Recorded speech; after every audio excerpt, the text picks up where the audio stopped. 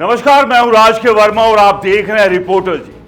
दोस्तों, तकरीबन 1 महीने पहले हमारे चैनल ने एक खबर दिखाई थी जिसमें मैंने बताया था कि समाजवादी पार्टी की तरफ से 2 बड़े ऑपरेशन चल रहे हैं। पहला ऑपरेशन पूर्वांचल और दूसरा ऑपरेशन पश्चिमांचल। इन दोनों की जिम्मेदारी खास तौर पर शिवपाल सिंह यादव को सौंपी गई थी। भले ही पहलगाम आतंकी घटना के बाद यह कार्रवाई चुपके और धीमी गति से चली, लेकिन अब इसका रिजल्ट आने लगा है। लोकसभा चुनाव से ठीक पहले जिस पार्टी ने इंडिया गठबंधन और समाजवादी पार्टी का साथ छोड़कर बीजेपी का दामन थामा था, वही पार्टी अब खत्म होने की कगार पर है। मैं बात कर रहा हूं राष्ट्रीय लोकदल आरएलडी और जयंत चौधरी की। जयंत चौधरी इस वक्त बड़ी मुसीबत में फंसे हैं क्योंकि उनकी पार्टी लगातार टूट रही है। इसे संभालने के लिए आरएलडी ने हाल ही में एक कार्यक्रम शुरू किया था जिसका मकसद ज्यादा से ज्यादा समर्थकों और कार्यकर्ताओं को जोड़ना था, लेकिन जितने कार्यकर्ता जुड़े उससे कहीं ज्यादा ने पार्टी से इस्तीफा दे दिया। बीच बीच में राजस्थान में विस्तार की खबरें तो जोर पकड़ती रही, लेकिन उत्तर प्रदेश में आरएलडी का वजूद हिल गया। दोस्तों, आज हम आपको बताएंगे कि शिवपाल सिंह यादव ने ऐसा कौन सा दांव खेला जिसने आरएलडी के अस्तित्व पर खतरा पैदा कर दिया। एक तरफ अनुप्रिया पटेल, संजय निषाद और ओम प्रकाश राजभर को भी तगड़े झटके लगे और उन्होंने पंचायत चुनाव अकेले लड़ने का ऐलान किया, लेकिन आरएलडी की तरफ से कोई प्रतिक्रिया क्यों नहीं आई। दरअसल आरएलडी के सामने 2 बड़ी चुनौतियां हैं। पहली, उनके पास अब अपने नेता नहीं बचे जिनके दम पर वो अकेले चुनाव लड़कर बीजेपी को टक्कर दे सके। दूसरी, अगर वो बीजेपी छोड़कर समाजवादी पार्टी या इंडिया गठबंधन में वापसी की कोशिश करते हैं तो उनकी स्थिति पहले जैसी नहीं रहेगी।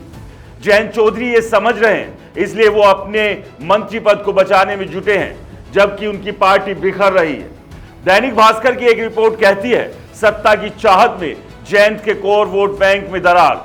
आरएलडी का कुनबा क्यों बिखर रहा? बीजेपी से गठबंधन में किसे फायदा और नुकसान? आज हम उन नेताओं के नाम बताएंगे जिन्होंने समाजवादी पार्टी से गठबंधन तोड़ने के बाद एक एक कर आरएलडी का साथ छोड़ा। ये वो नेता हैं जो जयंत चौधरी के करीबी थे और जिन्होंने अजीत सिंह के निधन के बाद आरएलडी को पश्चिम उत्तर प्रदेश में फिर से मजबूत किया। जयंत खुद मानते हैं कि इन नेताओं की बदौलत ही आरएलडी को नई पहचान मिली, लेकिन अब वही हालात फिर से बन रहे हैं जहां पार्टी खत्म होने की कगार पर थी।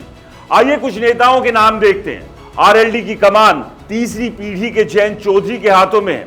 वर्तमान में आरएलडी के 2 लोकसभा सांसद हैं और जयंत खुद राज्यसभा सांसद और केंद्र में मंत्री हैं। यूपी विधानसभा में पार्टी के 9 विधायक हैं। ये सारी उपलब्धियां समाजवादी पार्टी के समर्थन की वजह से थी, लेकिन जब जयंत को मंत्री पद दिखा तो उन्होंने सपा का साथ छोड़ दिया। इससे उनके कोर वोटर, खासकर किसान जो बीजेपी से नाराज है, उनसे दूरी बनाने लगे। अब उन 7 नेताओं के नाम जिन्होंने आरएलडी छोड़ी। दोस्तों, पहला नाम आता है शाहजेब रिजवी का। आरएलडी के प्रदेश महासचिव थे। वक्फ संशोधन विधेयक के समर्थन पर नाराजगी जताते हुए इस्तीफा दे दिया। यह पश्चिमी उत्तर प्रदेश के मुस्लिम वोटरों के लिए एक बड़ा झटका था। दूसरा नाम आता है मोहम्मद जकी का। थानापुर के जिला महासचिव थे। वक्फ संशोधन बिल और मुस्लिम समुदाय के मुद्दों की अनदेखी का आरोप लगाकर इस्तीफा दिया। चौथे, शमशाद अंसारी जो रुहेलखंड प्रांत के क्षेत्रीय उपाध्यक्ष थे। वक्फ बिल के समर्थन के बाद ये कहते हुए इस्तीफा दिया कि मुस्लिम समाज खुद को ठगा हुआ महसूस कर रहा है। दोस्तों, 5वां नाम है शाहिद सिद्दीकी। आरएलडी के राष्ट्रीय उपाध्यक्ष थे। 2024 में बीजेपी गठबंधन के बाद ये कहते हुए पार्टी छोड़ी कि लोकतंत्र और संविधान खतरे में है। इसके बाद रोहित जाखड़ जो युवा बैंक के प्रदेश प्रवक्ता थे। बीजेपी सांसद ब्रजभूषण शरण सिंह के बेटे को टिकट मिलने पर नाराज होकर इस्तीफा दिया क्योंकि बीजेपी ने जाट महिलाओं और किसानों के खिलाफ कोई कार्रवाई नहीं की।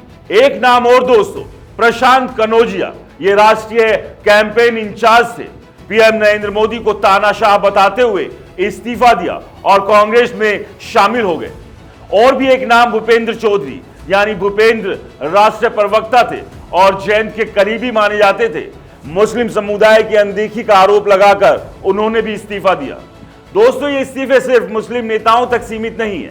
जाट वोटर जो चौधरी चरण सिंह के सम्मान की वजह से आरएलडी के साथ थे, अब नाराज हैं। बीजेपी के साथ गठबंधन के बाद जाट और मुस्लिम समुदाय दोनों ने आरएलडी से दूरी बना ली। समाजवादी पार्टी के साथ गठबंधन में आरएलडी पश्चिम उत्तर प्रदेश में मजबूत विपक्ष बन रही थी, लेकिन बीजेपी के साथ जाने के बाद यह ताकत खत्म हो रही है। शिवपाल सिंह यादव की रणनीति ने आरएलडी को हिलाकर रख दिया। समाजवादी पार्टी इस मौके का फायदा उठाकर फिर से उभर रही है। अब सवाल यह है कि क्या आरएलडी अपने वजूद को बचा पाएगी या बीजेपी इसे पूरी तरह निगल लेगी। फिलहाल के लिए दोस्तों, रिपोर्टर जी की इस रिपोर्ट में इतना ही। नमस्कार।